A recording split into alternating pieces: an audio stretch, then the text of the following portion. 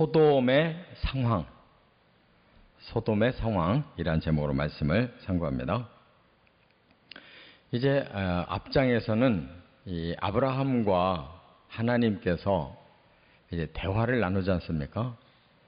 아브라함에게 이제 이 언약에 대한 걸 다시 구체화시켜주면서 아울러 이제 소돔 성이 너무나 악해서 가서 보고 심판을 한다 하는 얘기를 하나님이 밝히셨어요.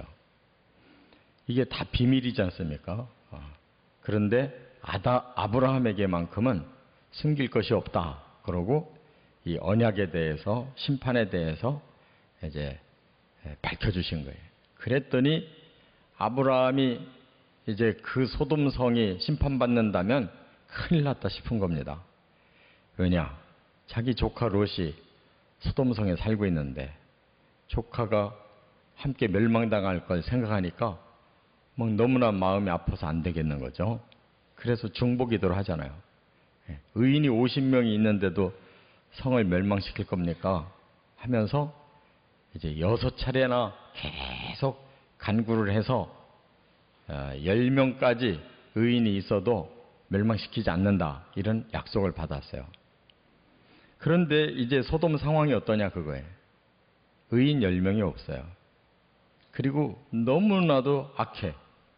그래서 결국은 이제 19장에서 소돔이 멸망을 당합니다. 오늘 본문은 그 상황을 보여주는 거예요. 멸망당할 수밖에 없는 상황. 과연 하나님의 눈으로 보실 때 뭐가 문제냐 하는 것을 이제 우리가 깨닫게 되는데, 오늘 본문에 보면 이제 롯의 그 모습이 나오고 소돔 사람들의 모습이 나오고 또 그 두 천사의 모습이 나와요. 이것이 이 세상의 축소판입니다. 소돔 성이라는 한 성의 모습이 지금 이 마지막 종말의 이 세계의 축소판이에요. 지금도 롯같이 구원받을 사람도 있지만 대다수의 사람들은 다 멸망할 거고, 하나님은 지금 심판 직전에 있다는 거, 대기 상태에 있다는 거, 이게 이 세상의 모습이에요. 그래서 세 가지로 말씀을 좀 구체적으로 나눠봅니다. 첫째는 1절부터 3절 그리고 6절부터 8절까지 보면 구원받을 롯을 여기서 보여줘요. 아브라함도 롯을 위해서 중보기도를 했지만 더 중요한 거는 롯이 아무리 누가 도와주려고 중보기도를 해주고 한다고 구원받을 자격이 전혀 안 되는데 구원받을 수는 없잖아요. 구원은 그 당사자에게 있는 거예요. 근데 오늘 본문에 보니까 롯은 구원을 받을 수 있어요. 왜냐? 그의 모든 태도가 이런 멸망 중에도 그들과는 다른 게 있어요. 여기 보니까 성문에 롯이 앉아 있다가 두 천사를 만나니까 아주 반갑게 영접을 하고 간청을 해서 자기 집으로 모셔가지고 극진하게 대접을 합니다. 이게 앞에 아브라함과 똑같아요. 앞에 아브라함도 이제 여호와와 두 천사가 방문했을 때 똑같이 이렇게 엎드려서 경배하면서 그분들을 집으로 모셔가지고 그렇게 극진하게 대접했죠. 지금 롯도 그래요. 그러니까 본래는 아브라함과 함께 저 갈대아 우르에서 하란을 거쳐서 가나안 땅 오기까지는 같은 믿음의 사람이었어요. 근데 중간에 선택을 지금 잘못해가지고 악의 도시로 들어가는 바람에 이 사람이 지금 갈등 속에 사는 거예요. 그래서 성문에 앉아 있었다라는 말은 그 도시의 입구에 있었다는 거예요. 왜 도시의 입구에 있었겠는가? 아마 자신이 지금까지 이전에 살던 아브라함과의 그 하나님을 믿고 살던 삶을 못 잊었을 거예요. 이 성 안의 사람들은 자기하고는 너무 이질적인 거예요. 지금 그 성문 앞에서 고민하는 삶을 사는 거죠. 내가 지금 여기에 몸을 붙여 살지만 마음은 여기 사람들하고 안 맞는 거예요. 아브라함하고 살던 그 믿음 신앙생활, 이게 좋았던 거예요. 그러던 차에 두 천사를 만나니까 영안이 아직도 살아있어서 보게 되는 거죠. 그들을 극진히 영접하고 대접해요. 그게 바로 구원받을 수 있는 마음인 거예요. 마음은 하나님을 향한 영안이 눈뜨지 않은 사람은 구원을 못 받아요. 마음이 열려 있어야 됩니다. 그리고 또 여기 롯이 또 하나 선행을 하는 걸 볼 수가 있어요. 이제 약한 사람들이 천사를 내놔라 할 때 자기 딸 둘을 내줄 테니까 제발 이분들은 건들지 마라 하고 자기 희생적인 그런 모습을 보여주고 있어요. 천사들을 자기가 그들에게 해침을 당하지 않게 하려고 남자를 아직 모르는 내 딸 둘이 있으니 내가 내 딸을 내주겠다. 그만큼 천사들을 보호하려고 이렇게 마음을 쓰는 것은 이게 선한 거잖아요. 하나님을 바라볼 줄 아는 영적인 눈이 있고 또 여전히 선한 마음을 품고 살려고 해요.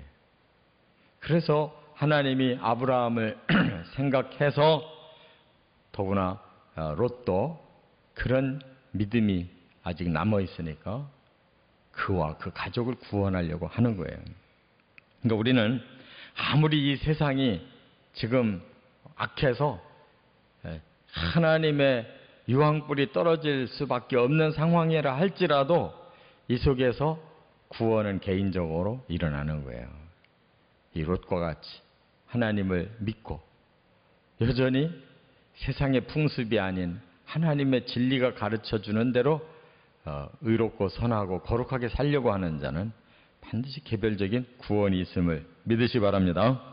두 번째는 여기 4절과 5절 그리고 9절에 보면 멸망당할 소돔 백성을 보게 돼요. 이 사람들이 하는 모든 말과 태도가 망할 수밖에 없는 짓을 해요. 과연 뭐가 문제냐? 여기 먼저 이들이 노인이든 어린이든 노소를 막론하고 다 그 집 앞으로 모여들었대요. 이 말은 뭐냐? 그 성에 멋진 두 남자가 롯의 집에 들어가는 걸 본 거예요. 그러니까 이들이 굉장한 호기심을 지금 드러냈어요. 그리고는 롯의 집에 와서 문을 두드리면서 그 남자들을 내놔라 이거예요. 우리가 그와 상관을 하리라 그랬어요. 여기서 상관하리라는 단어는 뭔가 우리가 상대하고 뭔가 할 말이 있다는 이런 표현이긴 하지만 이 원어는 그게 아니에요.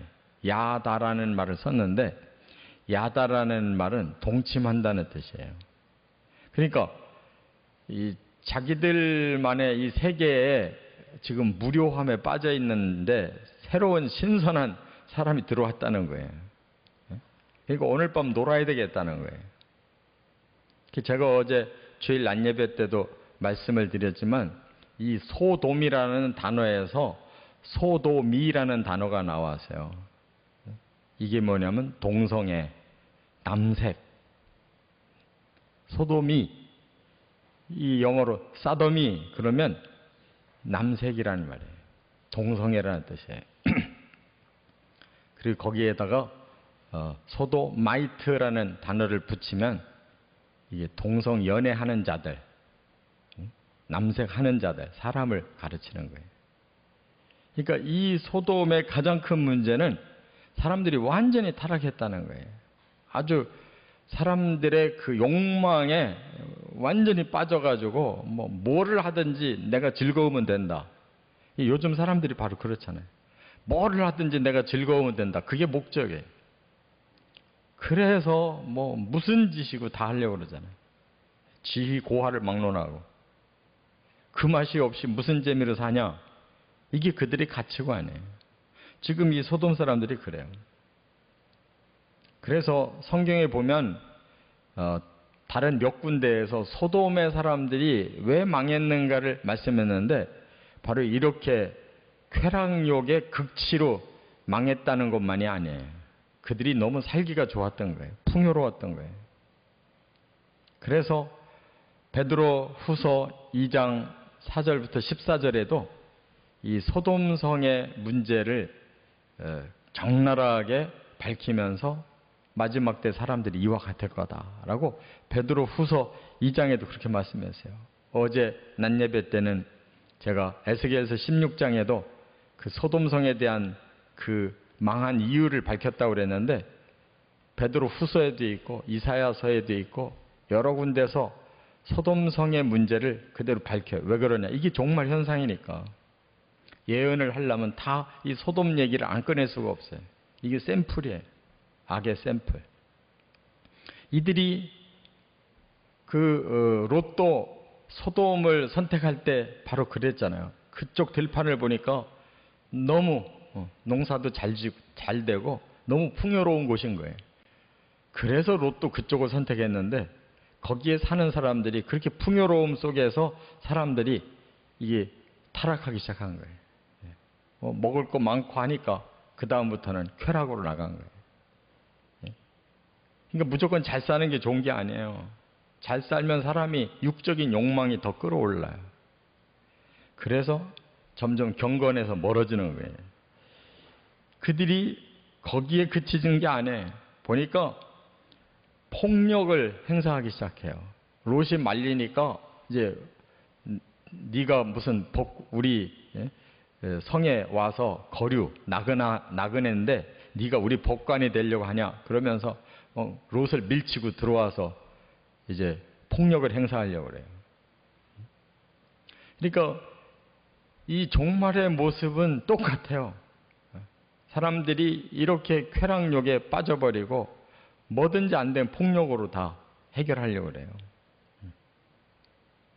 지금 사람들이 더 위험 속에 빠져 있어요. 안 되면 폭력으로 다 하니까. 이게 악한 세상이라는 것이죠. 그렇기 때문에 이들은 결국 멸망을 당한 거예요. 유황불에 멸망을 당한 거예요.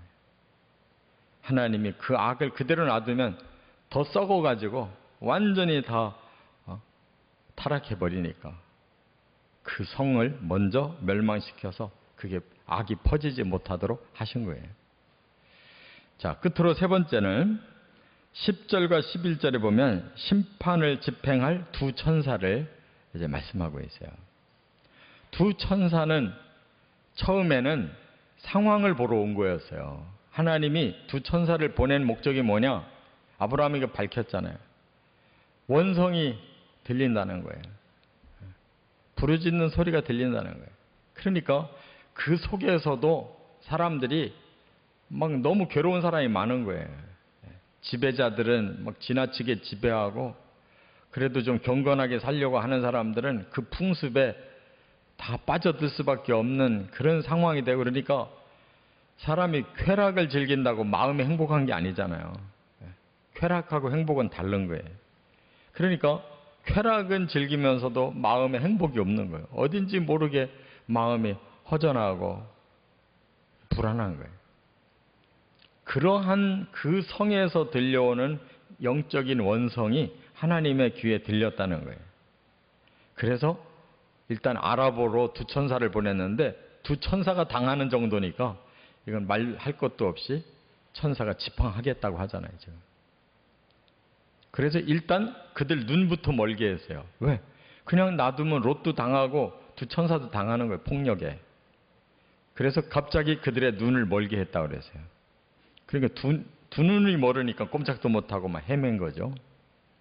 심판이 시작된 거예요. 이와 같이 하나님은 처음부터 심판을 목적하는 게 아니라는 거. 자꾸 사람들은 하나님을 두려운 하나님, 무서운 하나님, 폭력적인 하나님으로만 자꾸 생각하는데 오죽 사람들이 악하고 오죽 이 세상이 타락했으면 하나님이 마지막 행동을 하시겠는가를 깨달아야 돼요. 그래서 아직도 심판을 결정하지 않고 상황을 보러 보낸 이 천사들이 당하는 걸 볼 때, 아, 여기는 더 이상 가능성이 없구나 해서 심판을 시작한 거예요. 그래서 바로 롯 보고 네 가족들이 누가 있느냐, 우리가 살려줄 테니까 다들 끌어내고 같이 가자. 이와 같이 이 세상의 마지막은 할 수 없는 심판, 어쩔 수 없이 시행하는 심판이라는 걸 우리가 깨닫고, 기회가 주어졌을 때, 불이 떨어지기 전에 아직도 구원받을 기회가 남아있을 때 바로 그 기회를 얻어야 된다는 거예요. 우리에게 주시는 이 교훈이 우리의 삶에 정말 영적인 눈을 가지고 잘 분별하고 하나님이 기뻐하시는 의의 삶으로 나아가시기를 주의 이름으로 축원합니다.